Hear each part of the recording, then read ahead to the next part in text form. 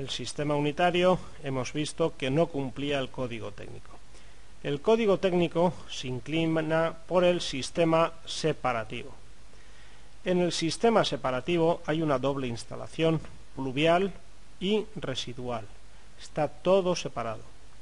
Tenemos por un lado las bajantes de pluviales y por otro lado las bajantes residuales, independientes una de otras. Ambas enlazan en un colector pluvial y en un colector residual. Por lo tanto requiere dobles bajantes, doble tipo de colector y doble acometida. Ello es obligatorio si la red exterior es separativa. También es obligatorio realizar el sistema separativo cuando estamos diseñando una vivienda que no tiene red de alcantarillado público. Entonces el agua pluvial puede utilizarse para depuración y riego, etcétera, etcétera. Este sistema facilita el tratamiento en las estaciones depuradoras de aguas residuales, al tener que tratar en ellas menos litros de agua, pues el agua pluvial directamente pasa a la acequia, sigue su flujo natural, simplemente quizás quitándole las hojas y el material que va en suspensión.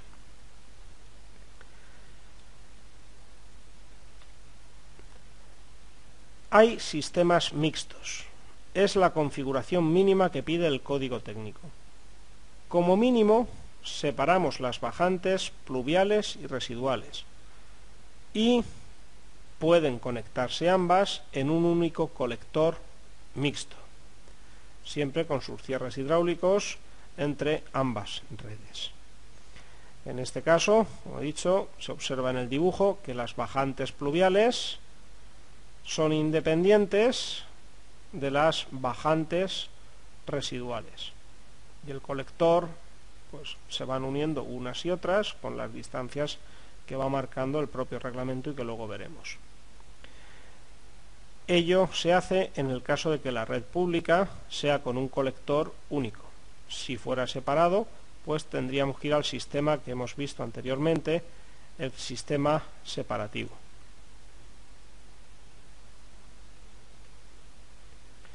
Elementos que forman parte de la instalación de evacuación de aguas.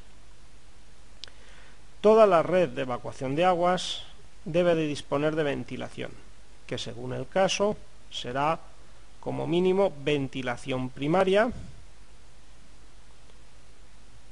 ventilación secundaria para edificios de más de 7 plantas o de más de 11 plantas en que la bajante no esté sobredimensionada, y en determinados casos ventilación terciaria.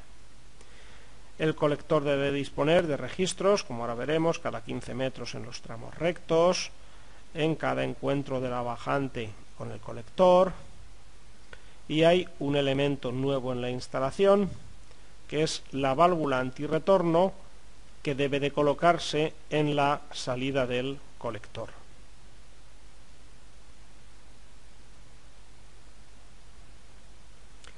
Cierres hidráulicos. La instalación de evacuación de aguas debe de disponer de cierres hidráulicos para evitar la salida de los gases nefíticos al aire de nuestras viviendas. Pueden ser sifones individuales o bien botes sifónicos donde confluyen la evacuación de aguas, lavabos, bañeras, bidés, etc. Sumideros o arquetas sifónicas. Se pueden ser arquetas sifónicas, sifonados con una placa o con un codo, como podemos ver, o con una campana.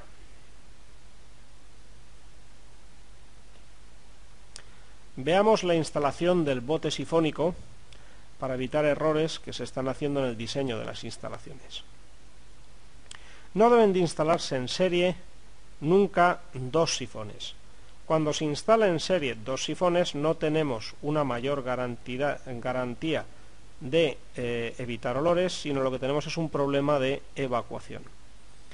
Si la altura del primer cierre hidráulico es más pequeña que la del segundo cierre hidráulico, ese desagüe no descargará. Entonces, nunca dos sifones en serie. En el caso de instalar un bote sifónico, debe estar situado lo más cerca posible de los aparatos a los que protege. El centro del cuarto de baño es un gran lugar para colocarlo. El bote sifónico no debe dar servicio a aparatos ubicados en cuartos húmedos distintos del cuarto húmedo donde está ubicado el bote. No se conectarán a un bote sifónico aparatos que puedan llevar sistemas de bombeo, tales como lavadoras, fregaderos, lavavajillas, etc. No se puede diseñar una instalación de un local húmedo como una cocina con una evacuación a un bote sifónico, pues rebosaría el mismo por la acción de la bomba que llevan estos aparatos. Igual que el bote sifónico debe de estar cerca de los aparatos, debe de estar también cerca de la bajante. Debe de estar a una distancia inferior a 2 metros.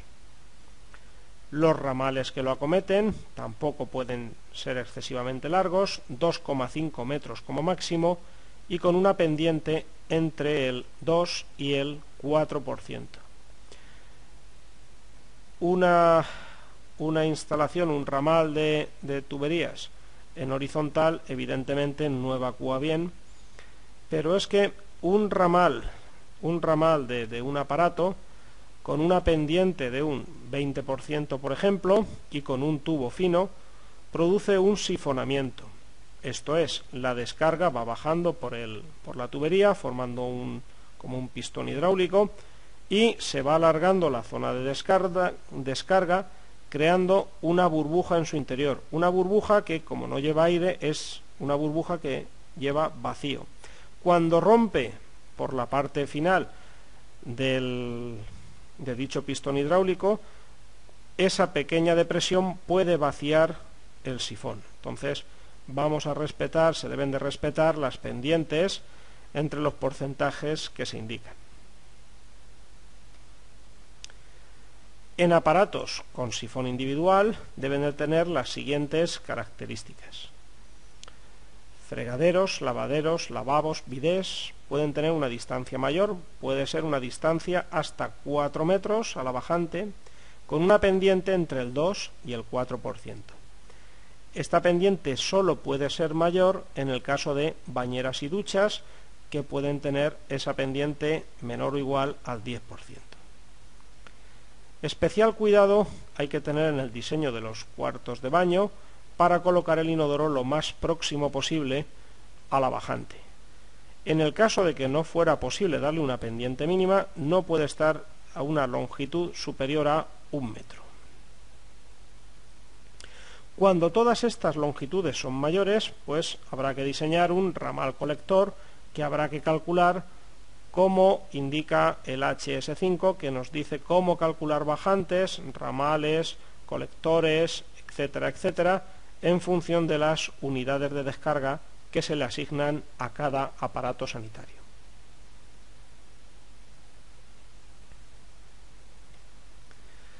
Bajantes. Las bajantes deben de diseñarse rectas, sin desviaciones ni retranqueos, salvo en edificios de más de 10 plantas, que hay que hacer una pequeña desviación con unos codos abiertos para evitar que aumente demasiado la velocidad e impacte con demasiada fuerza el agua en el colector. Su diámetro debe de ser uniforme y sobre todo sin reducciones en el sentido de la evacuación. O sea, cuando se calcula una bajante, se calcula para todos los ramales colectores y para todos los aparatos, para la suma de todos los que acometen a la misma.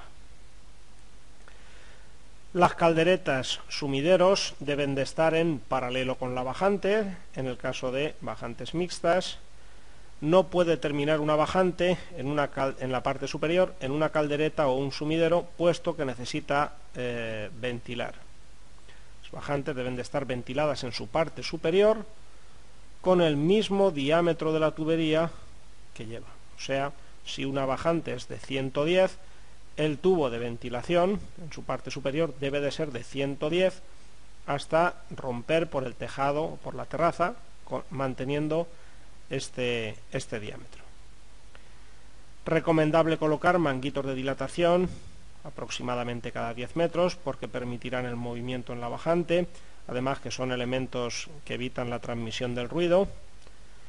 Se deben de mantener separadas de los cerramientos para evitar condensaciones y deben de ser ancladas a cerramientos, a tabiques como mínimo de 9 milímetros.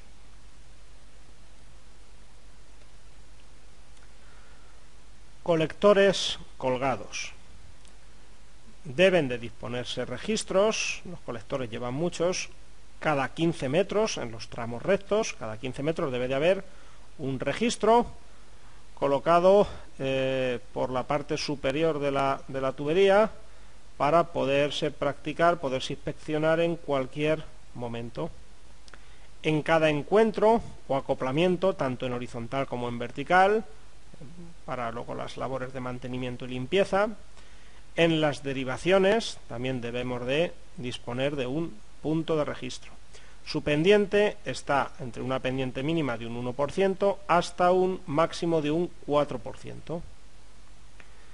Hemos de separar en los sistemas mixtos 3 metros las bajantes pluviales y las bajantes residuales, para evitar el sifonamiento por aspiración de las bajantes que producen las bajantes pluviales sobre las bajantes residuales. En un colector horizontal, en un albañal, no se pueden conectar 3 colectores en un mismo punto. Cada conexión, además, requiere una distancia mínima de 1 metro.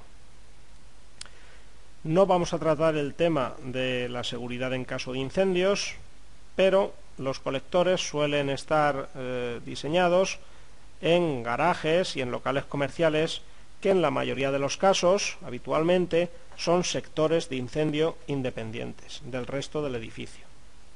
Por tanto, si un local o un garaje es un sector de incendios, todos los pasos de estas tuberías, que son muchas, deben estar selladas con un elemento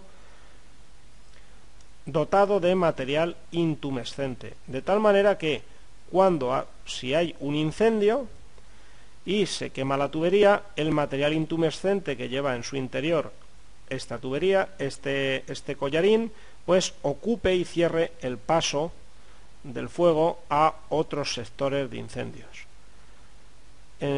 Observación, aquí en la foto está colocado un manguito cortafuegos, pero se les ha olvidado de anclarlo al techo. Fallo importante que se ve en algunas instalaciones, pues si no se ancla al techo, cuando el tubo se quema, el manguito se cae al suelo y nos hemos gastado el dinero innecesariamente. Estos manguitos cortafuegos deben de estar en el proyecto, pues son elementos caros. Si se nos olvida, estamos produciendo ahí un error en la medición y presupuesto de la instalación importante.